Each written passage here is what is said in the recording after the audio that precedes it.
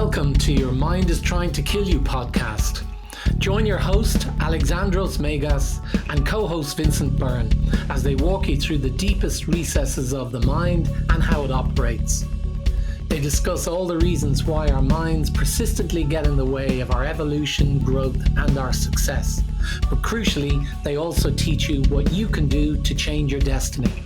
And now, here's your host, Alexandros.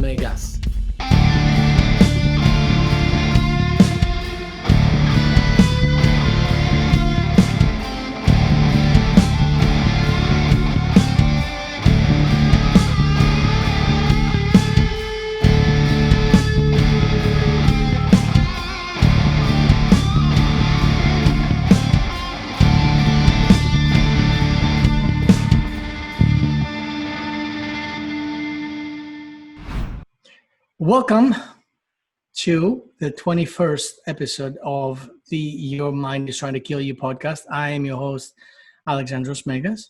And I'm your co-host, Vincent Byrne.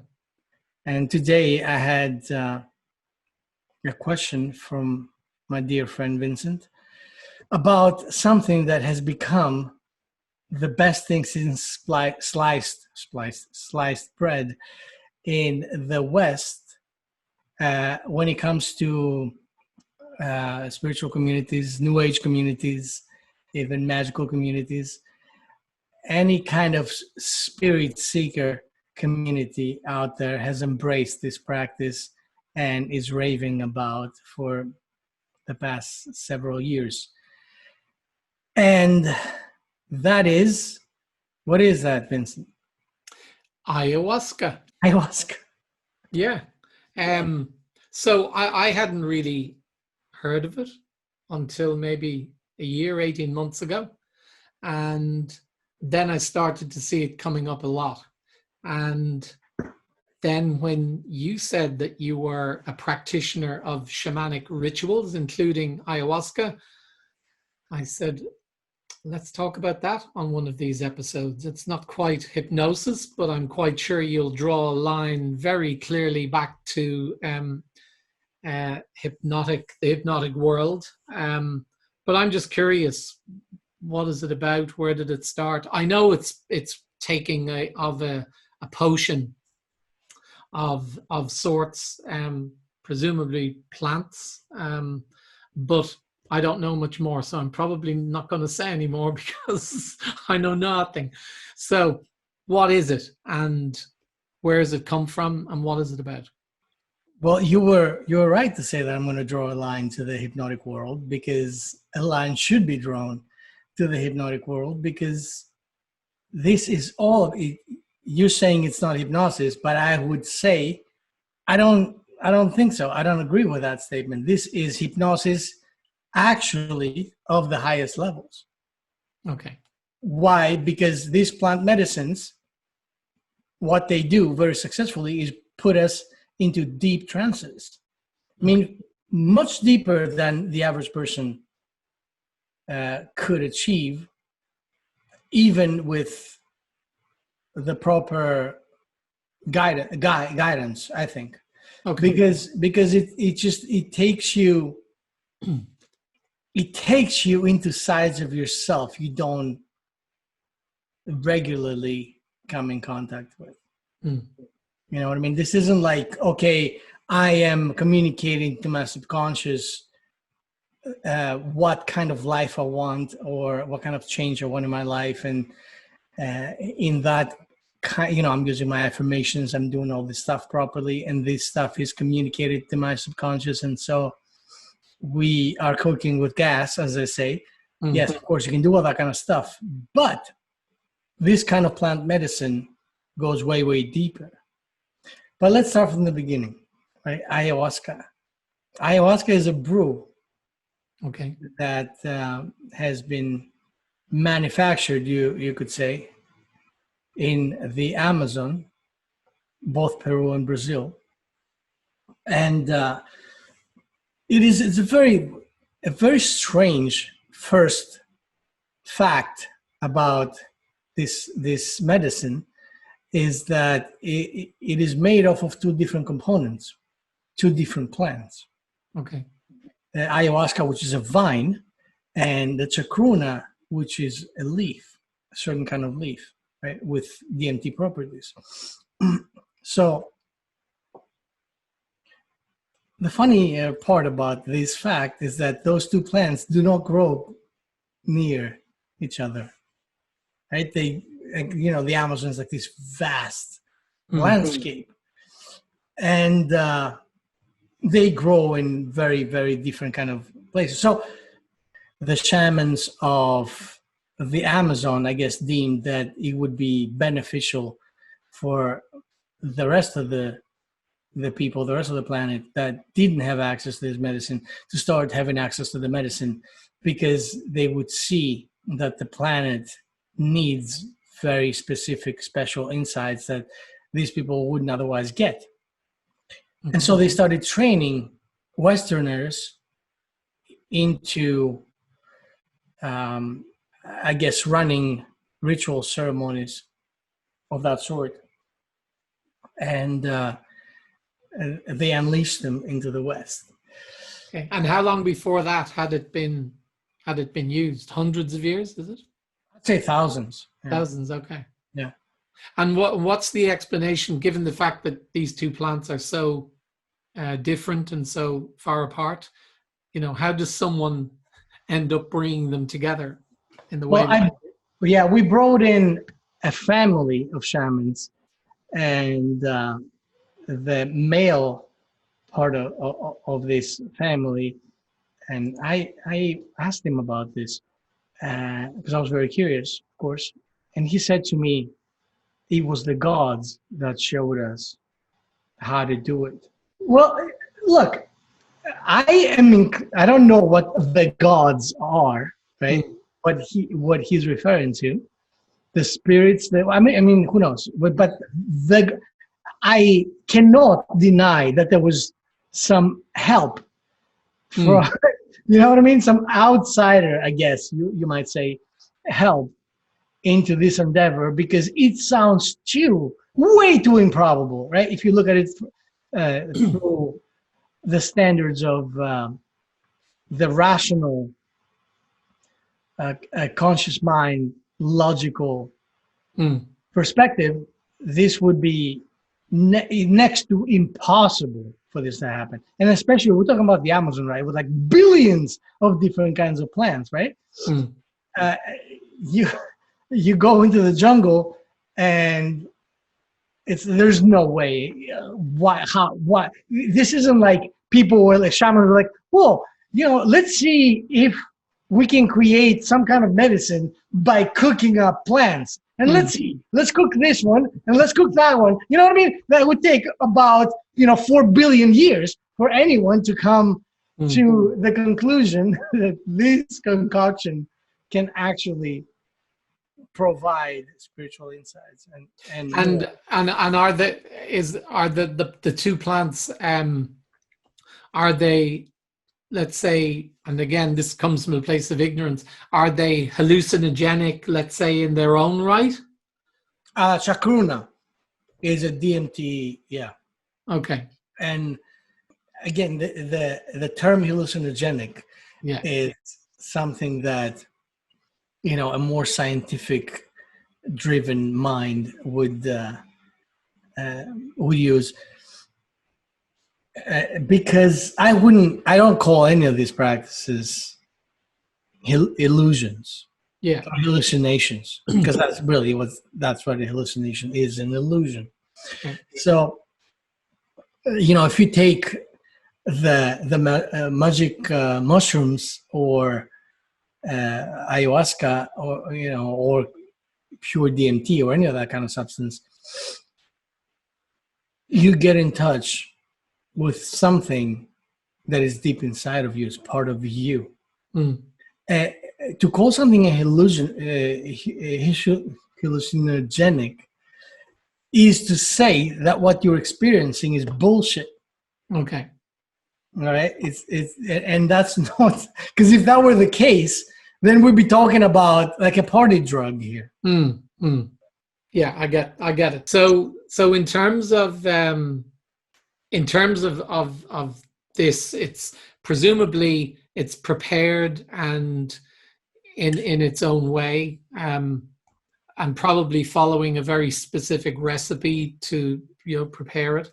Is it something that is kind of cooked up in a few hours, or is it something that has to be prepared for years, or what before it's actually potent enough? How does all that work? Well, my friend who does that with the whole tribe, Sure. They go in and of course they gather all the plants. Then they have these huge pots, and they put in the appropriate amounts, and they cook. It's like making a soup, right? It's like making a vegetable soup. Right? Sure. So they cook that stuff, and they cook it for hours and hours and hours, and then they keep cooking it by distilling whatever, like it's like sludgy and stuff. Then they distill that, they put it in new pots, and they keep cooking it for about, it could be a few weeks. It's not just the cooking part, it's the fact that they actually pray. Okay. While they cook it, Right. Okay.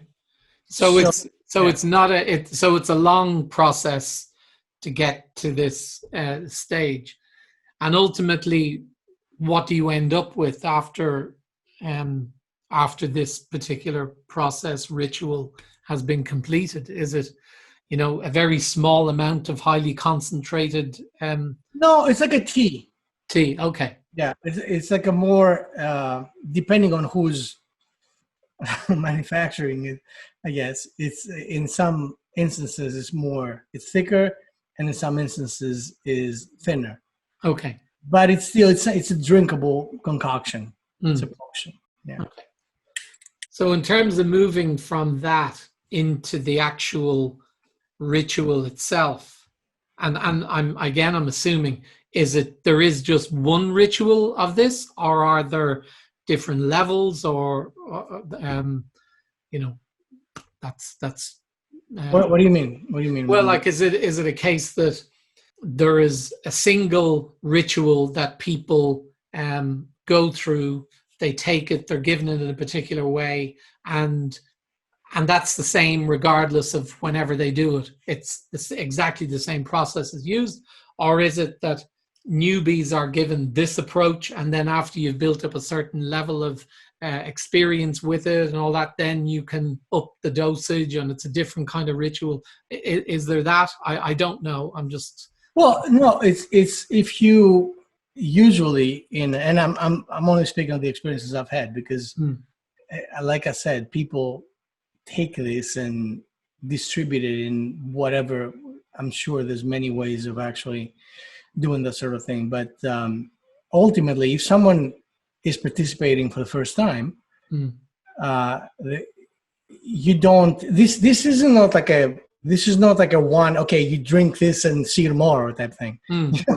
It's a gradual process where you have a cup, and then in about an hour, depending, you get the second one. Maybe you get a third one. So it's like an cumulative effect of those cups and what is happening within the process, and that's how this goes. I mean, it's up to the practitioner, I suppose, to decide whether or not they want to take that third cup, Okay. or, whatever the case is. But depending on how you feel, I guess you go for more or you don't. And is when someone goes into this ritual, is it a one-to-one, or is it a one-to-many kind of situation? Like, how is it set up? Yeah, it's usually a circle of Okay. several people. Okay. I would say ideally between 10 and 30 people. I mean, depending on what the space is. Usually and if that happens during summertime, I suppose they're outside ceremonies. Okay. So, yeah, it all depends on the space, but it's never less than 5, And in terms of the preparation for it, is it a case that someone can, decide to do it, show up, take part in the ritual, and they're straight into it? Or is there, a process? Is there a preparation that they have to do? Yeah, there's a preparation, and it has to do with, of course, I would say within the week, they suggest that you don't eat meat. Okay. Or any heavy foods. You don't drink alcohol, and you don't practice any kind of sexual related things. Okay. But there's nothing then in terms of, do you have to come to it with an open mind, or are you coming looking for, let's say, looking for answers, and you need to know what those questions are? Like, yeah, you definitely have to have an intention. Okay. Because then, go ahead. Okay, so then once the actual ritual kicks off and you receive your first one, and then, as you said, an hour later or thereabouts, you might have a second one and then a third. So how long does that part of it last? And is it once you've received, let's say, the third cup, that essentially you're then not left to sort of get on with it, but that essentially you don't take any more, and then you're allowed just be in the particular space that you're in? Do people fall asleep? Do they, what's the impact? Well, it's not recommended that you fall asleep, but okay, people do, of course, because depending on the who's taking this and what the process is, I'm sure you know that there's the so-called purge. And yes. People say, "Oh, you throw up," but don't say this. Or get sick. That's not a good way of talking about it, because in the shamanic community, you're not getting sick; you're getting well. Because the purge involves the systems getting rid of what it doesn't need. And of course that happens on a physical level first. In other words, myself included, I have several friends who have gotten rid of ailments, physical ailments, just by participating in these circles. Okay. And that's, I have a theory about that. As we're getting deeper into this sort of thing, we can start talking about what this really is about and what it isn't. The idea here is that, and I guess the most accepted shamanic version of who we are and why we are the way we are. See, we talked about limiting beliefs, right? This is how I'm bringing it back to the hypnotic realm. What is a limiting belief? It's a limiting belief is a program. What kind of program is it? It's an emotional program. It's a program that has an emotional character because it deals with our emotional worlds, our subconscious mind. So a limiting belief that is a program and is expressed in an emotional way has what kind of implications in the body? Chemical. So then it's easy to understand that any kind of emotion that has produced a limiting belief, any kind of program like that, has its own chemical imprint somewhere within the physical body. Okay. And in that same way, it has created what we call emotional blocks. And those emotional blocks have a very physical, it's not just to see people like, oh, these are just emotions. Because people think of emotions as like this is the ethereal thing that, it's not anywhere, it's out there. But no, be that as it may, these emotions, in order to feel them, in order to experience them with this body, they have to have a chemical imprint, a chemical character.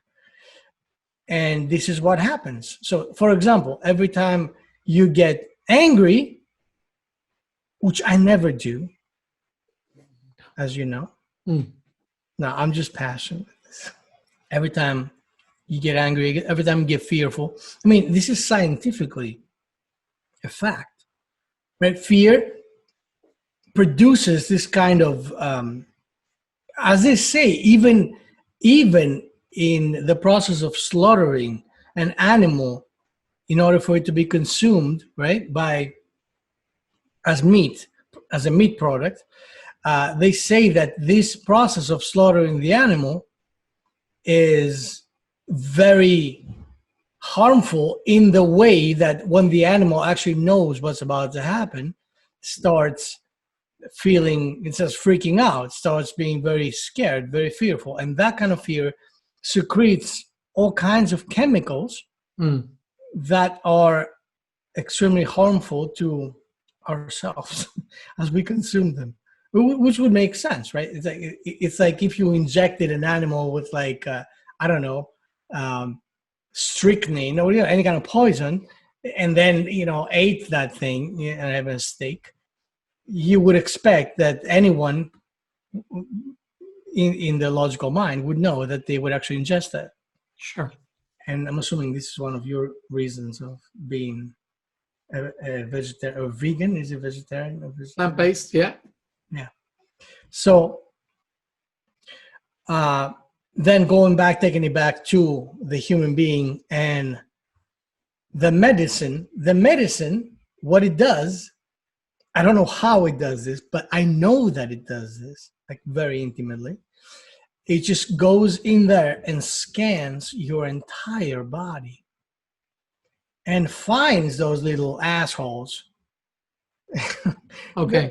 Trapped energy, trapped chemistry, whatever you want to put it, and drags them all the way into either your stomach or your colon, because that is another way of purging. Yeah. So, and that's how it gets rid of them. Now, that is the process that in the shamanic world it's called getting well. And people immediately, even after the very first experience they've had, they feel distinctly different. They feel lighter. But of course, the process, let's just say that the process of getting there is what I call the hero's journey every time. Because in many respects, it isn't a pleasant one. In most cases. And is it a case that there's a sequence to what is happening or what is supposed to happen during the ritual? Is sort of phase one, it induces the purging, and then phase two something else, and phase three something else? Is that how it goes? Like, is that what the practitioner is looking to, if you want to call it, direct the person who's engaged in helping them work through this process? Is that clearly stated? That kind of stuff? This isn't that orchestrated, but sure. You see, there's like this. There's a period of, depending on what kind of practice you're engaging into, like the Santo Daime, like a tradition that comes from the Brazilian territory, which is what our friend Davi was trained into, has a lot of singing and a lot of dancing, because that's their way of moving energy. And it also helps you get into a trance, doesn't it? Oh, the trance is there to begin with. Yeah. The trance is there to begin with. But yeah, that kind of stuff, the dancing, of course, helps with that kind of stuff. It also helps with the movement of the energies, because there's this part within the night, generally speaking, where the person, especially a person who's relatively new, but not to say that it doesn't happen to all of us from time to time, but there is this very, how should I say, nagging sense of nausea.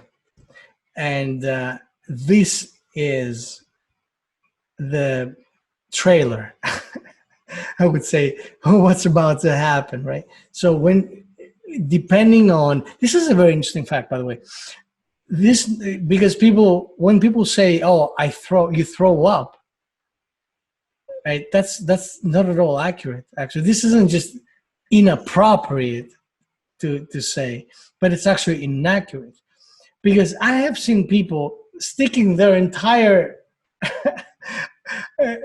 arm down the throat, trying to induce the purging, and it doesn't happen.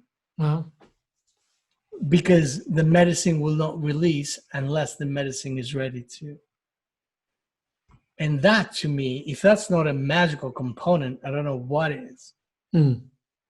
Like, you can't make yourself, because, and I've been there, of course, you know what I mean, many a time, where you're praying, because, think of it, like being in that kind of setup, in that kind of mindset, for even if it's like 30 minutes feels like 5 hours.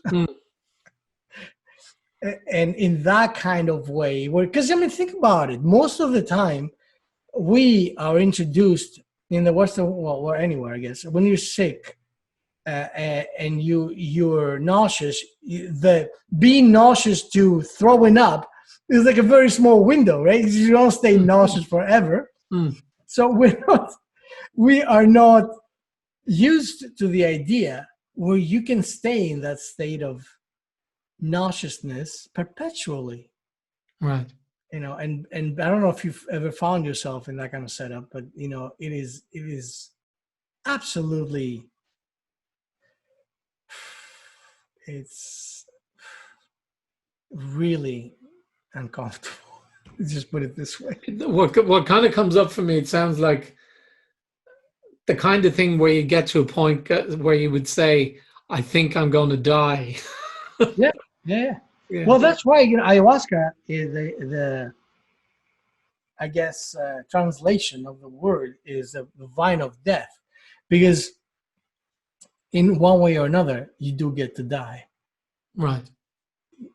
Because who you used to be before that dies.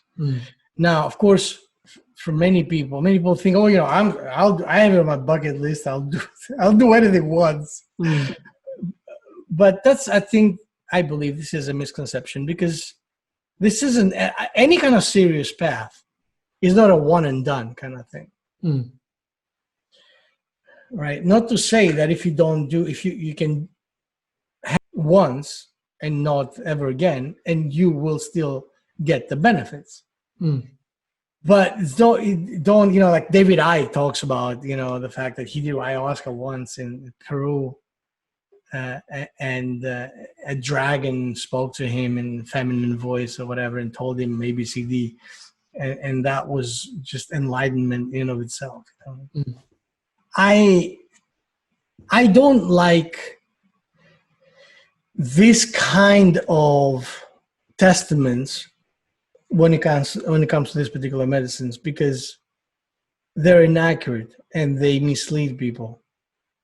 I see, like, of course, everyone and their mama blogging and vlogging about, because of course, anybody that I've come across that wants to join in a ceremony, and the first thing they're like, oh, I read the blogs and I watched all the videos. I'm like, oh no, why did you do that for? And they found this luxury resort. Yeah. Good.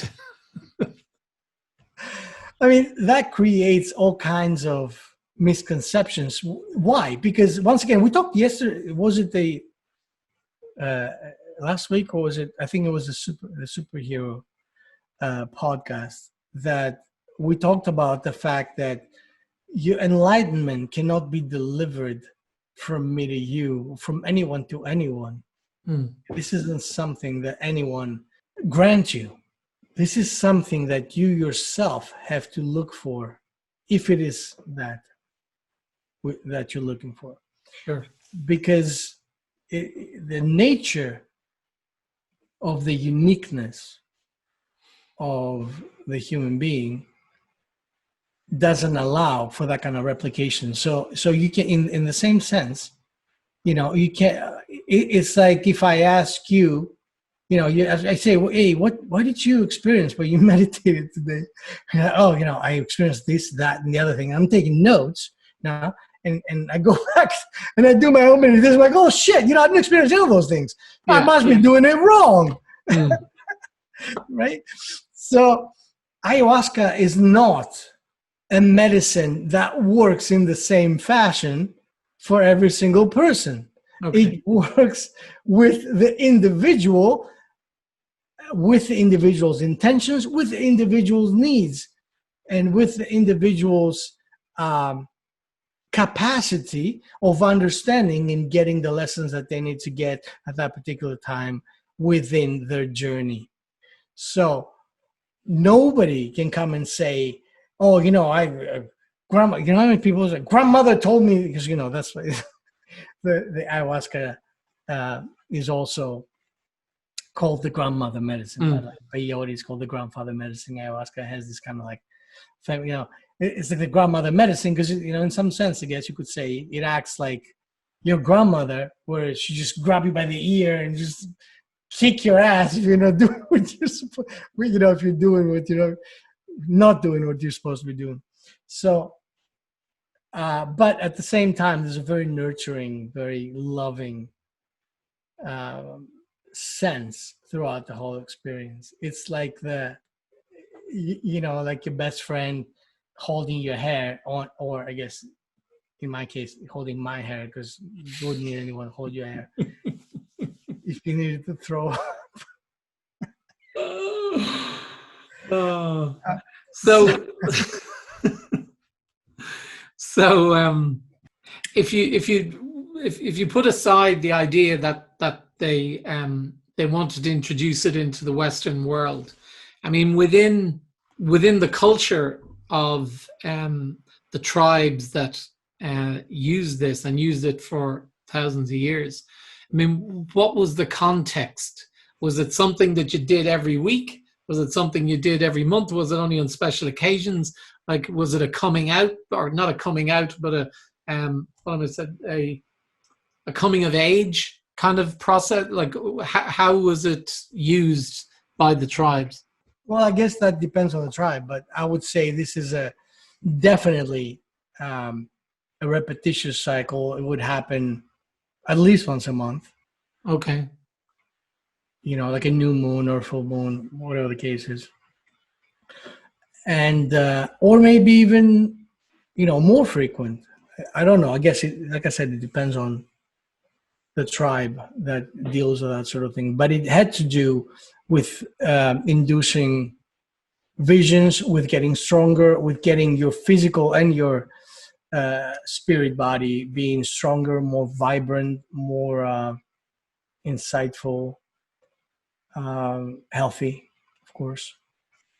And with the introduction then into the Western world, I mean, what is the expectation, or what's the recommendation around people trying it, using it? What did the tribes want? What did the shamans want when they brought this about? In what sense? Well, in the sense that when they revealed it and when they started to make it more readily available by training people to have these rituals with Western people, was their purpose to have Westerners use it as frequently as they would have in the tribes, or was it to just try it, or was it to, what was the motivation behind it, other than the fact that the idea that they thought that we all needed some kind of help with seeing what we needed to do to save the planet and civilization and all that sort of stuff. So how did they intend it to be used? I don't know, but Okay. I know that, I guess ideally this would be a journey, a path for people, not just like I said, a one and done. Oh, this was a great experience. Yeah, I saw Jesus. Yeah. My next one, I'm going to do a bungee jump, and I take right. Exactly. Yeah.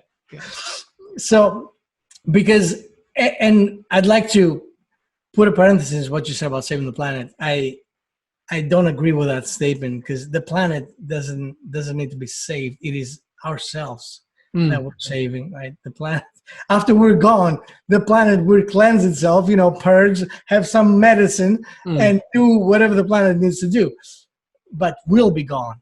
So that's the bottom line here. I think this is a reframing that needs to happen in most people's minds, because this isn't like, because when you talk about, and I've experienced that, people are like, oh, save the planet, they have this green peeps, that's, we got to save the planet. And, of course you have the other people on the other side, of the equation of, F the planet. I don't give a shit, because the right connection is not being made.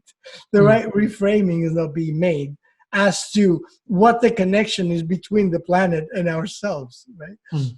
So it's about, this isn't about, poor planet, we gotta save you, like it was if you were a lost puppy. No, it's about finding our connection back to the planet, because if not, we are out of here. The planet is gonna be just fine. You know what I mean? It has gone through a lot of shit, and it will cleanse itself and rejuvenate. But we won't be here. That's the more important part. Okay. Go ahead. So in terms of the ritual and how you would use it and how the people that you work with use it,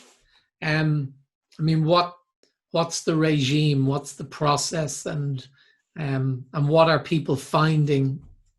And bearing in mind that each individual's experience is unique, but what are people finding that this brings out in them? What kind of changes it bring? I'd say generally speaking, it would be fair to say, it would be accurate to say that most people experience some kind of forgiveness. I would dare to say that the people that actually are drawn to this in the first place have their own deeper issues to resolve, including myself. And that, of course, I mean it, as a compliment, because these are the people that actually get to be more engaged with their spiritual work. Because we've talked about this before, right? If you don't have any problems, if you're cruising, right? If you're like chilling with your homies and, got a Lamborghinis, your daddy give you whatever, you don't have a reason to step into this kind of situation, right? You step into this kind of setups, this kind of trials, this kind of journeys only if you need to address stuff that is severely holding you back, stuff that you would deem as a handicap in your life. So you're looking for healing, being persistent, and you're looking for some kind of answers. I get that. Yeah, you're looking for healing. This is, I guess, this is an umbrella statement that I would use for this kind of process, healing. Okay. And that healing involves, of course, a lot of different components. There's physical healing or spiritual healing, emotional healing, of course, trauma-based healing. There's been abused people, abused as children, abuse of spouses, whatever, Sure. that get to go through this process, understand, reframe, because the medicine actually help you in a very hypnotic, masterful way to reframe situations. So is that, when you say forgiveness, is it that the person gets to a place where it's almost like, let's say someone who's been abused in whatever way, that they get to a place where they forgive themselves and let it go? Because invariably the damage in these situations is that even though the abuser did it, the big damage is done because people take on the responsibility for why the abuser did it. So is it forgiveness in the sense that the person is able to just let go and they stop blaming themselves, and it no longer becomes the toxic burden that it has been for them all along? Yes, of course. Okay. That is definitely something that a lot of people experience, but it's also the forgiveness of the person who was the perpetrator. Okay. In many cases, because that forgiveness is the lack of forgiveness when it comes to that is also imprinted within our psyche. Yes. Well, that's the old one about, what's the expression? It's the one about revenge, but I suppose the opposite side of it is, if you want to seek revenge against someone, you better dig 2 graves. Right. Yeah.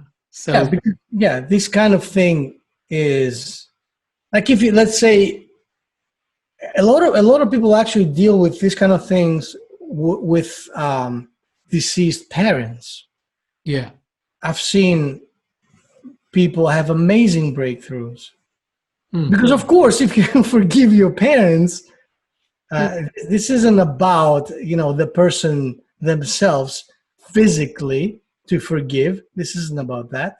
When you forgive that person that is deceased, now you're dealing directly with something that is spiritual, in some kind of a connection between you and that person spiritually, and also, of course, emotionally within yourself. So you get to deal with these emotions that created some sort of a handicap, some sort of a program of a negative kind of limiting belief within you for years, that now you find a new way to look at it.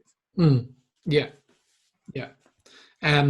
Well, I've done on numerous occasions processes. The one that comes to mind is one called the campfire process, where you are sitting and you're imagining you're across to the person that you have the issue with, and you say what you have to say to them, and then you imagine yourself being on the other side of the fire saying what they might say back to you.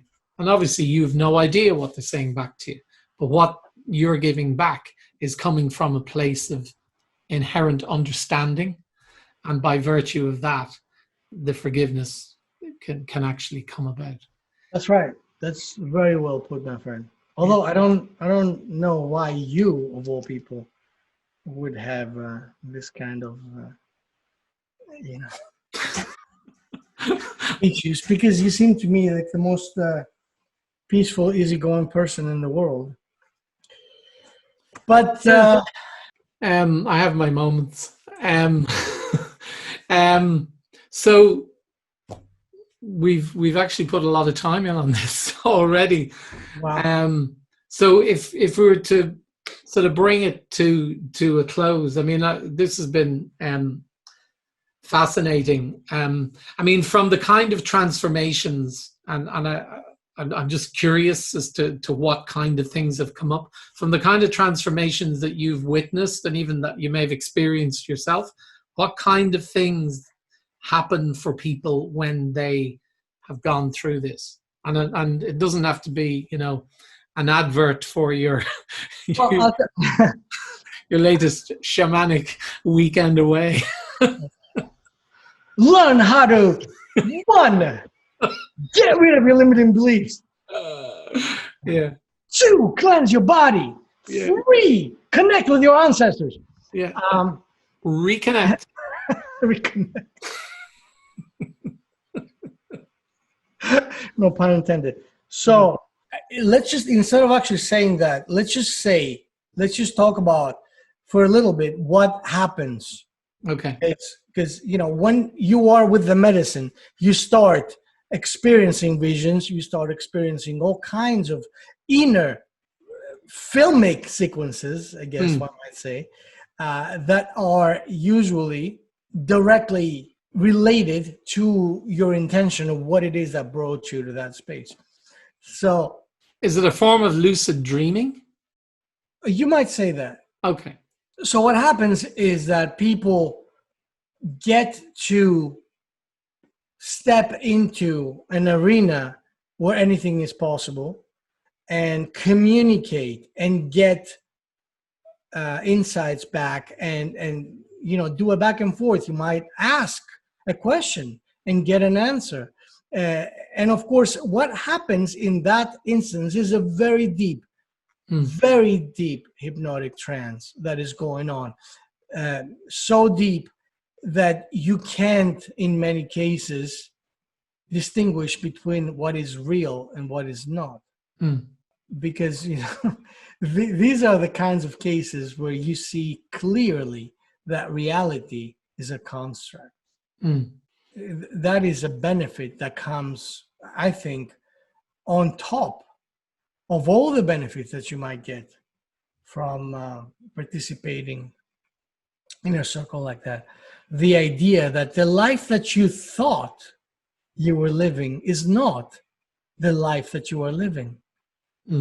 It's a very different life that you are participating in. It's a world that matches a theatrical presentation more than anything that is concretely real. And from a mental point of view, is this where the medicine only gives people what they need to know? Because I would imagine that that's something that may be extremely hard for people to deal with. It is. What they thought was real is not real. Absolutely. That I'm not saying, and that's why not everyone leaves with a feather on their hat. You know what I mean? Because you don't get the in many occasions you don't get the answers you were hoping for. You know what I mean? You don't get the T-shirt. Yeah, because it's like what they say: be careful what you ask for, because you might get it. Yeah. You ask for the truth, and you get truth back, and that truth may be shattering your life as it was in that present moment beforehand. So there are people that leave pissed off. They're like, it's bullshit. There's some bullshit. You can't tell me. But down the road, I think to the extent that I can't really tell, because it's not that I kept in touch with everyone who have ever been around. Sure. After like over 150, over 150 ceremonies, I would say that the vast majority of the people that I met has evaporated into the ether, never to be seen again.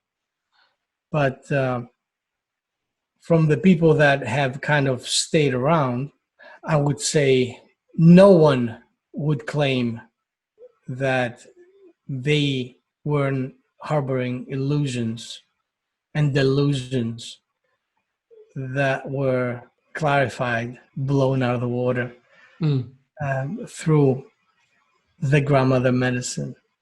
Okay. You get what you need. You might not get what you want, but you get what you need. As the Rolling Stones song say, right? you can't always get what you want.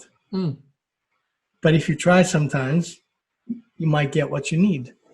Well, that's what the grandmother medicine is all about. So, you got to step into it with an open mind and then an open heart and realize that anything is possible.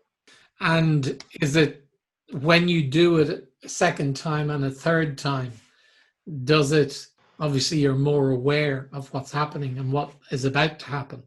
Do you become more engaged, more embracing of it and what it can do? Is that the experience most people would have when they do it again and again? Yeah, I'd say, because, you're not in the dark entirely. Sure. Because, and this is why I always tell people, do not read the blogs, do not watch the videos. Because then you create, I've had people, what happens? Sometimes you might do the medicine for the first time and seemingly nothing happens, right? Or seemingly nothing happens. Something definitely happens. But if you're not seeing like stars and fairies coming down and singing to you, because that's what the person that did the vlog said that would happen, then you're like, oh, give me my money back. Because people go there for entertainment purposes, Oh, I want to see the, well, go do whatever. I want to see the Northern Lights. Yeah. Go do LSD. You know what I mean? You don't have to stick with that kind of thing. This is about personal healing. And personal healing is the most important thing there is in the world. Because, as we have stated many times, if we get to heal ourselves, then we have a healed planet on the other end of it.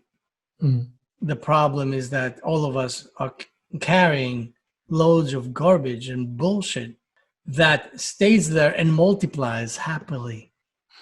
The reason why, and people, that brings me another thing, that people are like, oh, I don't know if I'm ready. Right? And that we just happen both for an hypnotic experience and the shamanic experience. Oh, I don't know if I'm ready. And I'm like, well, okay. If you're not ready now, you'll be less ready next year. You know why? Because all this stuff, all these programs, all these viruses that run rampant within us, they don't stay there and chill. What they do is they reproduce. They reproduce like bunnies.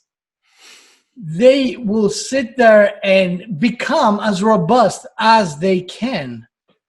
Because that's what a virus does, right? Multiply. So they will, your limiting beliefs, all these programs that are running your life will not just sit there and chill. When you least expect it, they will try to find what kinds of situations to get you engaged in so that they can justify their purpose. Right? Because everything is a program has a purpose. A virus has a purpose. And that purpose is for it to become as robust as possible and multiply and have very many kids and grandkids. So the more that virus multiplies within you, the worse off you are. So yes. So in taking ayahuasca on the basis that it gives rise to this purging, and as you said earlier, it goes and finds these energetic blocks, these emotional blocks that are within the system, and then, as it were, flushes them out. I mean, do people, having gone through that, do they just not have them anymore, or do they start to get insights as to why they're there, and as a result they let them go? Well, that's a good question. Depending on, there are two kinds of programs. The kinds that we talk about a lot are the ones that we don't know they're there. And when we start talking about the symptoms, if you feel like you have zero motivation, if you feel like you have zero energy, if you feel like your life amounts to nothing, if you feel disappointed, if you feel this and if you feel that, then you are being run by X amount of programs that are telling you this and that. You can turn those around, and use this kind of practices. This is where affirmations come in and so on and so forth. And you can turn this around. But when it comes to, and yes, when you deal with the grandmother medicine, you can get insights about all these things and how to let go of them. Okay. Because, the grandmother doesn't take care of it for you. In most cases, yes, when it comes to stuff that is actually blocking your system in physical ways that is harming you, then yes, a lot of those are taken care of. But it's not like, okay, I'm just going to take a nap and grandmother, go do your shit, then I'll see you tomorrow. It doesn't happen like that. Unfortunately, I wish it did.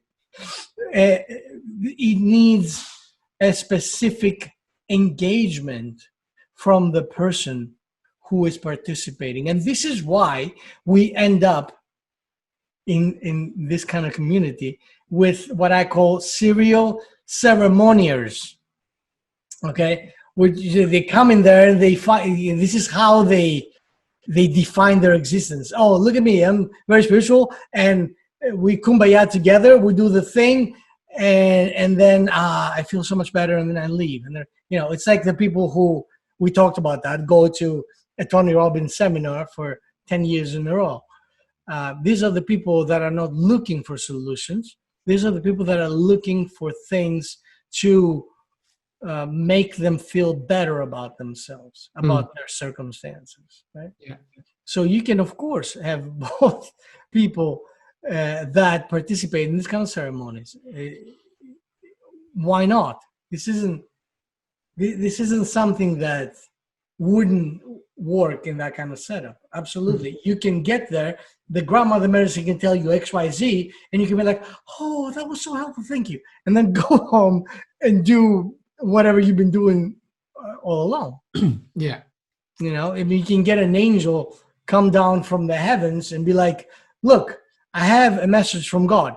You're an asshole. You need to change this, that, and the other thing. Oh, okay. Thank you, angel. And then poof, the angel goes, and then you're like, oh, you're in awe. And then come Monday, it's all forgotten. It's not a fantasy. Yeah. So that's how it works. Because the personal factor is heavily involved in this, as it is in anything. And this is why it's not even, all these paths, all these journeys, all these paths that involve personal work, they're not the most the sexiest ones. Because people don't want to work for anything. I don't want to put in the work. So that's pretty much how this is. And okay, the insights are endless. The insights are coming in from left and right. And of course, I would say, personally, after a little less than 200 ceremonies now, that medicine is in my DNA. So I get those insights whether I'm drinking or not. Right. And the ceremony itself, how long does it last? Is it having taken the cups of ayahuasca? Is it then someone then works through the night and then it kind of ends the following day? Is that it? Yeah. Well, yeah. It's an overnight ceremony usually. Okay. And then of course there are other medicines involved that are either helping that core situation as a prelude, or are kind of like ending. One of the, I'm sure you've probably seen what they call a hape, which is a pipe, like some kind of a pipe where you shoot a blending, a very special tobacco, ground tobacco that comes from tobacco in and some kind of a bark in the Amazon that is used to decalcify the pineal gland. Okay. Shoot it into both nostrils, and that's how one of the ways to prepare to step into the ritual. We use, of course, the hape almost on a daily basis, whether or not we're drinking medicine, because it's a very beneficial medicine, and that lasts, a few minutes. It isn't, you get some kind of a rush, some kind of a, and then I get, people do it in several different ways. I usually blow my nose after the effects are done, or other people swallow it or whatever. Yeah. And then, of course, there's another medicine. It's called Sananga. Sananga is eye drops, special eye drops that are supposed to help you with your inner vision. Now, those eye drops are excruciating. It's like someone dropped acid in your eyes.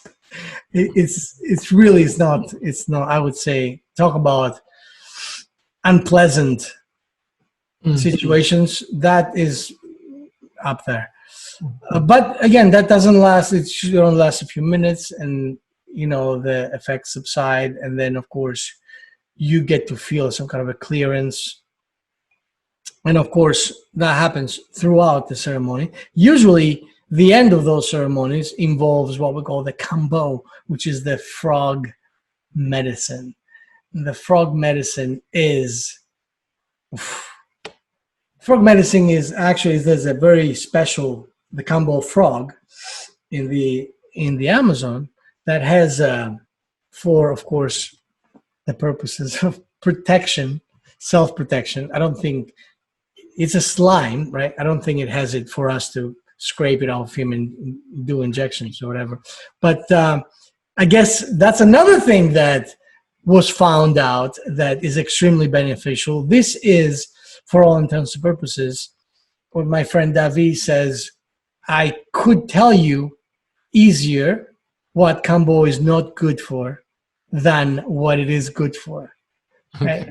They hold it in very high regard, and that's, I don't know if you've seen around any videos or any pictures, if they get like a sage stick or whatever, and they burn dots onto your skin. Yeah, I've seen that.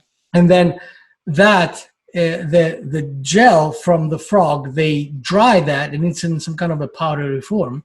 And then when you put you can actually put drops of water in there and reactivate it and make it in gel form again. And then they scrape this and put this kind of thing on every dot, right? And what happens is you are then in the process of dying. I mean, quite literally, you're being poisoned, right? This is one of the most intense and interesting experiences I've ever had. I mean, I've had kambo probably about 30 times now, maybe more, not on every ceremony. And this thing ends up usually with excessive amounts of purging. That's why they instruct you to drink a lot of water, like a lot of water. If you can drink like 2 gallons of water, you're good. Because the medicine uses that water to flush out all the toxins from the body. And that's why they call that the vaccine. Now you start, if you want to know about, because we can talk about this kind of effects, right? You start feeling your heart, you can hear your heart beating. And you start sweating like profusely, and you have a feeling of, I don't know, it's just like you get weaker. You know what I mean? It's like you're getting closer to something is happening now. Your heart is thumping, and you don't know what's going to happen next. Right? And usually then, after a little while, after a few minutes of this going on, you start getting, generally speaking, some people, like I said, then people get the other exit, but generally speaking, I've had the stomach purge, and you feel that intense nausea. And as this becomes more and more intense, it ends with the moment of eruption, right? Which is like, it's like, this is like some kind of a, it's like, if you think of Vesuvius erupting, that's how it feels, with all this like this massive amounts of like water that is all kinds of stuff, of course. And it's not at all, stuff you might have eaten. For some reason, I have to say, as a parenthesis, once I had a glass of wine 5 days before I took the medicine, the grandmother Ayahuasca medicine, 5 days before that. And I purged that wine. And I was like, are you freaking kidding me here? Like, where the hell did you find that? Like, where was this? Do you know what I mean? It's like this kind of stuff, freaks me out, because then it gives you a very deep perspective of what the hell happens in our body with whatever bullshit we ingest here and there. You know what I mean? Yeah. Fun weekend then. So we are, we've gone way over. So how can we finish? How can we finish this episode? Well, I don't know. Yeah, we'll do it. We'll do something else on it in the coming weeks to go a little bit further. Yeah. Well, there you go. Okay, well, let's just wrap it up there then. I found that really interesting and certainly filled in a lot of gaps for me. And there's an awful lot more to this than I would have thought. Yeah, I obviously with rituals and being as old as they are, there's an awful lot more to them than we necessarily understand. But that was really helpful. Thank you, sir. Good. So, until next week. Let's be careful out there. And don't let your mind kill you. Thanks for listening to Your Mind is Trying to Kill You with Alexandros Megas and Vincent Byrne. If you like our show and want to make sure that you don't miss an episode, then we would love if you would subscribe on Apple Podcasts or on whatever platform you're listening to us on. And you'd be doing us a big favor if you would support us by leaving a review as well. It would also be great if you would take a screenshot of this episode on your smartphone and share it on social media. So join us next Wednesday when we talk more about mind hacking and taking back control of your life. Until then, have a great week.